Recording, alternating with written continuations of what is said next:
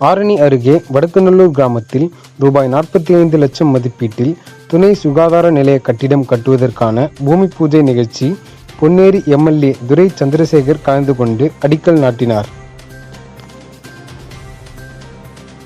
திருவள்ளூர் மாவட்டம் சோழவரம் ஒன்றியம் வடக்குநல்லூர் ஊராட்சிக்குட்பட்ட பணப்பாக்கம் பகுதியில் அப்பகுதி மக்களின் நீண்ட நாள் கோரிக்கையை தொடர்ந்து 15வது நிதிக்குழு சுகாதார மானிய திட்டத்தின் கீழ் ஊரக வளர்ச்சித்துறை சார்பில் ரூபாய் 45 லட்சம் மதிப்பீட்டில் துணை சுகாதார நிலைய கட்டிடம் கட்டுவதற்கான பூமி பூஜை நிகழ்ச்சி சோழவரம் வட்டார வளர்ச்சி அலுவலர்கள் சாந்தினி, காளியம்மாள் ஆகியோரின் தலைமையில் நடைபெற்றது.